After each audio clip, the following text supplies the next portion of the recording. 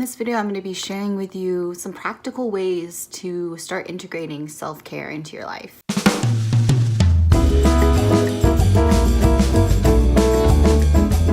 Capoeira was one of the first things that I knew that I wanted to do, but I didn't know how to afford. And so it takes time. And I'm going to take you along with me to class, and we're just going to talk self-care. For those of you who are not familiar with capoeira, it's an Afro-Brazilian martial art, and you gotta wear white. So as you can see, my capoeira getup is all white.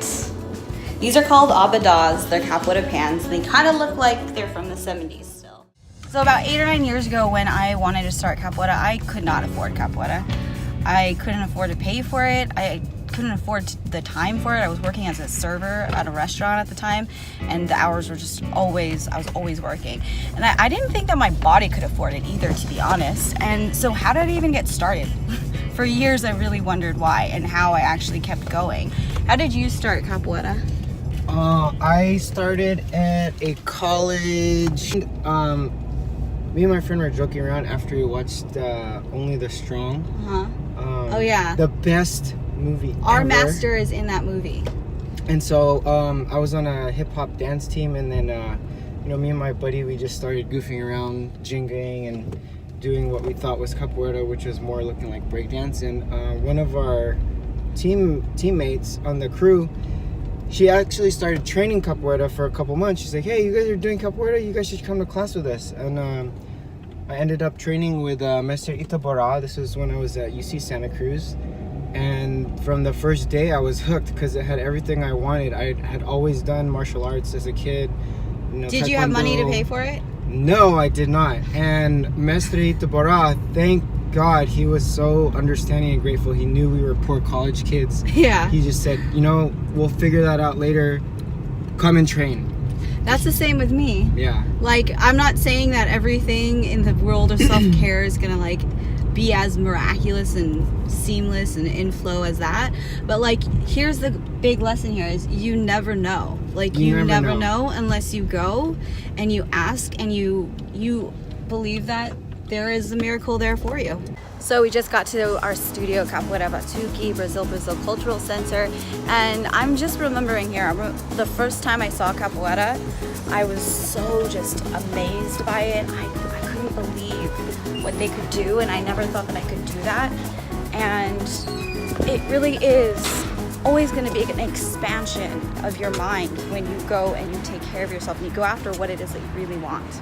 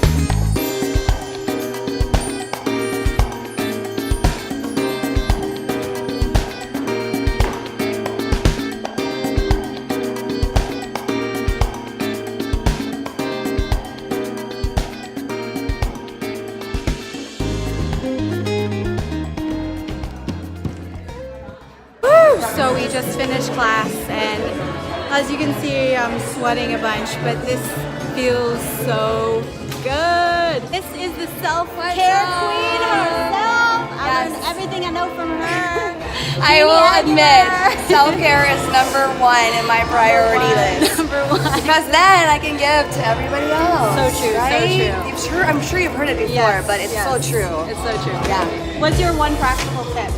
One practical tip is listen to your body and really act on it. Because it's one thing to listen to your body, but it's another thing to be like, oh, okay, the signal is coming. What can I do about it? Absolutely.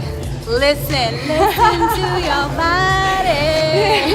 But a good place to start, we all start somewhere. So a good place to start is just get still, Take a moment throughout your day. We're so rushed all the time. Get still, just close your eyes, tune in, check in, several times a day. How does your body feel? Set an alarm. That helps too. When you start to listen and tune in, you will start to know intuitively, what it is that you need to take care of yourself. No, I do not wear makeup to train. I look gross and I sweat when I train, and that is part of the self-care, man. I promise you. When I first met you, she was sweaty all over the place. I was nasty. I sweat and I love it. That's the other thing. It's like when you take care of yourself and you put yourself in communities and spiritual communities at that, the likelihoods of you meeting people shoot through the roof. Some of my closest friends I met in Capoeira. All of our closest friends we've met in Capoeira. So open yourself up. Take care of yourself. It all contributes and flows right back to you. So as we were leaving, Mestre was talking about like time, and just a lot of times when we start something, whether it's self-care or capoeira, like, we just give up because we think that we didn't do well enough, or we need to be an expert right away. But I mean, things take time, Self-care takes time. Self-care does take time. And so just be patient with yourself. Be patient with yourself. I always have to remind myself that. It's a constant journey, and it's not how fast you can get there, it's just consistently doing it.